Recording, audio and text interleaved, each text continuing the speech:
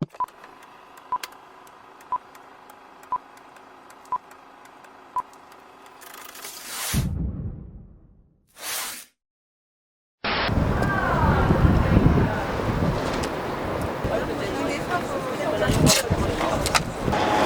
comme dans les monuments morts. Voilà, tout à fait.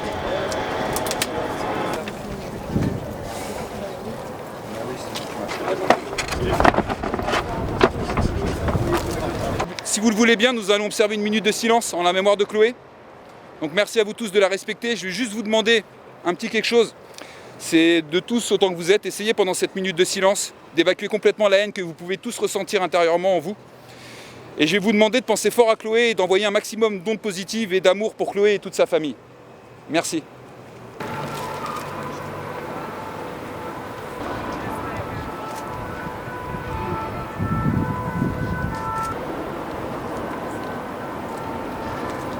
Il était important aujourd'hui de se rassembler pour quand même faire rendre compte à nos gouvernants que la priorité nationale doit être la pédocriminalité et pas le racisme. Encore hier, il y a plus de 100 millions d'euros qui ont été encore donnés pour la lutte contre le racisme. La pédocriminalité aujourd'hui doit être une cause nationale.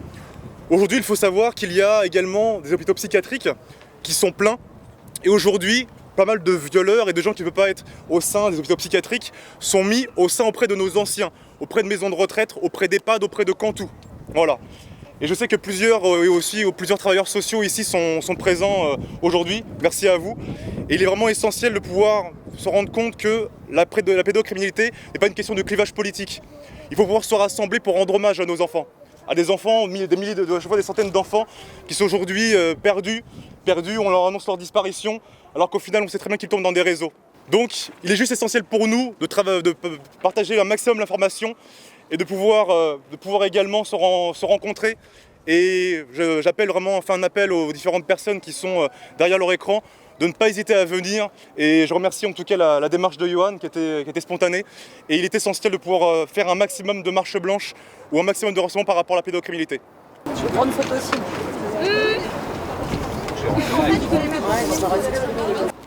Comment un homme ayant été condamné 2 fois, une en 2004 à 4 ans de prison, la deuxième en 2010 à 6 ans de prison par le tribunal correctionnel de Boulogne-sur-Mer, ayant été diagnostiqué psychopathe avec un risque certain de récidive en 2009, ayant été interdit de territoire français en 2014, remis aux autorités polonaises le 27 mars 2014, peut-il revenir à la cool en toute impunité sur le territoire français, commettre ses barbaries, le tout en pensant pouvoir être en Angleterre le soir même?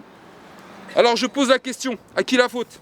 Essayons un peu de décortiquer les manquements possibles dans cette affaire. Premièrement, les forces de police ont fait un travail remarquable. Il faut souligner, 1h45 après l'enlèvement, sans avoir eu le temps de faire passer une alerte enlèvement, ils retrouvent le corps. Et 2 heures après l'enlèvement, le coupable est arrêté. Je pense que pour le coup, il n'aurait pas pu faire plus vite ou mieux. Donc nous pouvons tout de suite écarter la responsabilité des forces de police et saluons pour une fois honnêtement leur travail. À qui la faute? Les juges de ces précédentes condamnations? Non, je ne pense pas que l'on peut leur rejeter la faute. Les condamnations sont correctes par rapport aux actes commis en vertu des lois pénales de notre pays. Le seul reproche que l'on peut peut-être faire au premier juge, de son premier jugement, c'est peut-être de ne pas avoir considéré le caractère psychopathe avec un fort risque de récidive lors de sa libération et qui du coup, il récidivera l'année suivante. Mais avant cet acte de barbarie, sur Chloé, il n'était pas connu pour viol ou pédophilie, juste de l'extorsion avec séquestration. Le deuxième juge du deuxième procès a demandé son expulsion, qui n'a pas pu avoir lieu effectivement, encore une fois, grâce au magnifique code pénal de notre pays. J'ai également entendu dire, par quelques tentatives de récupération politique, que l'homme était en liberté à cause de la loi Taubira, patati patata. Bref, je vous assure que cet homme, loi Taubira, pas loi Taubira, serait sorti de prison et aurait commis ce crime, sur Chloé ou une autre. De toute façon, l'homme était déjà libre avant la mise en place de la loi Taubira. L'homme a été libéré au bout de 4 ans, tout simplement par le bénéfice du principe de la remise de peine automatique attribuée à la plupart des détenus.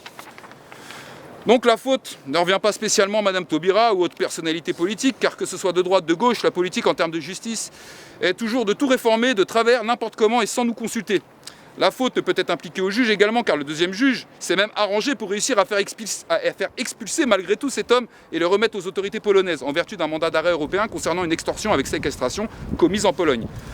Donc la responsabilité aux frontières perméables, je l'ai entendu ça aussi, sérieusement, ai-je besoin de répondre à ça? On sait tous d'où vient cette accusation également. Les mêmes clichés continuellement employés par un certain parti politique d'extrême droite, dont je ne citerai pas le nom, Pas par respect, comme on a l'habitude de dire, mais plutôt par total mépris, donc inutile de répondre à cette accusation.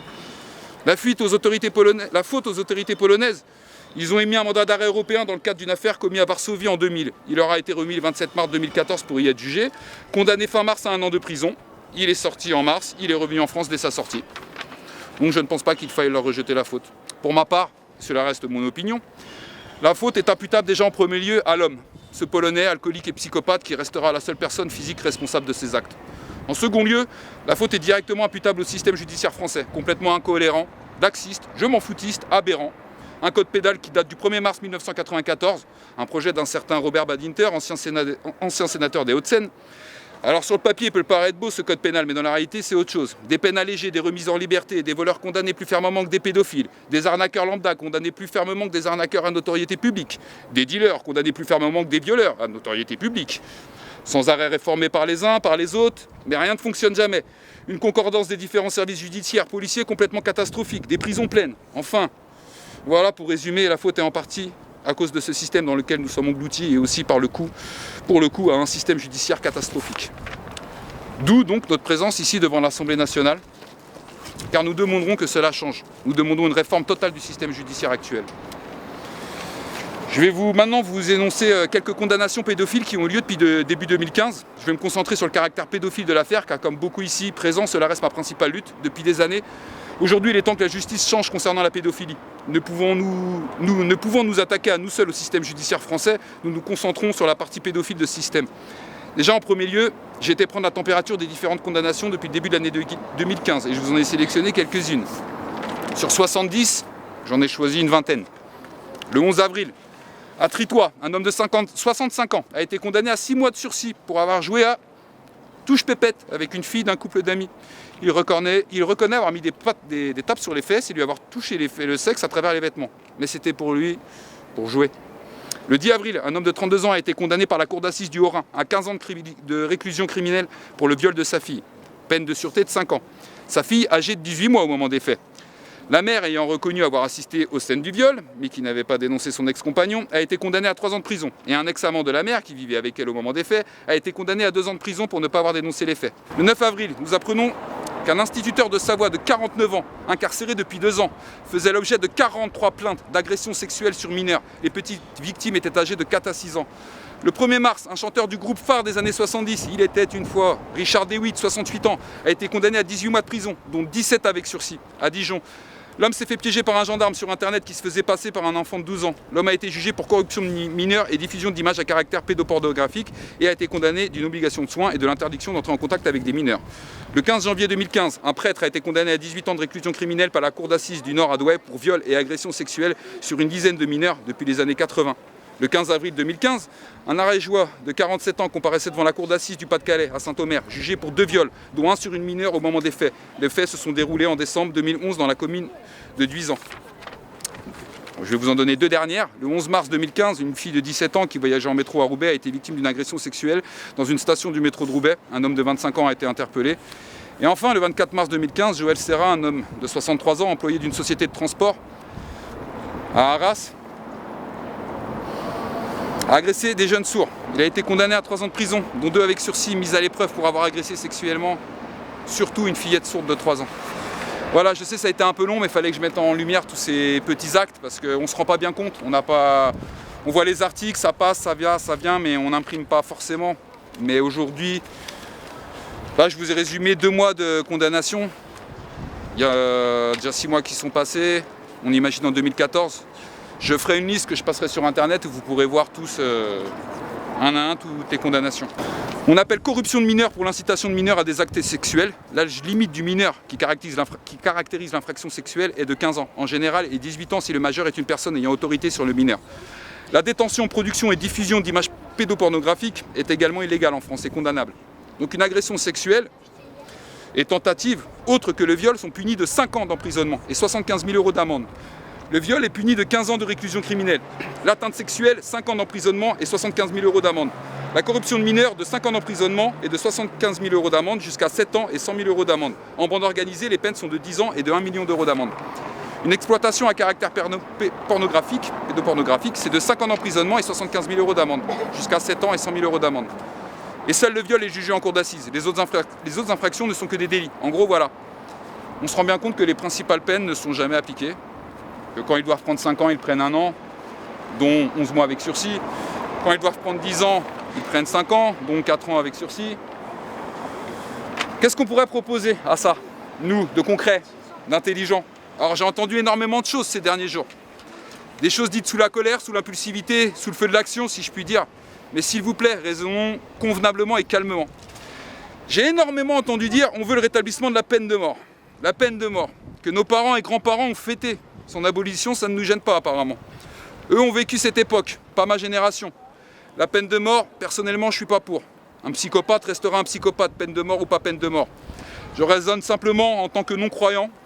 Je me demande juste, qui sommes-nous, nous, pour décider de droit, de vie, de mort sur un être humain, en allant plus loin sur les animaux également, mais ça c'est un autre sujet plus complexe encore. Et les nombreux risques de condamnation d'innocents alors, et les manipulations que cela peut engendrer pour faire disparaître quelqu'un de gênant. Entre autres, enfin pour ma part, la peine de mort ne servira qu'à assouvir les désirs de vengeance qui sont trop souvent négatifs et ne résoudent aucun problème. La castration chimique est pour moi une bonne alternative. Elle est aujourd'hui employée aux États-Unis, dans certains pays d'Europe pour lutter contre la récidive des délinquants sexuels. En Russie, une loi a été votée depuis octobre 2011 permettant de condamner à la castration chimique les pédophiles reconnus coupables de crimes sexuels sur des mineurs de moins de 14 ans.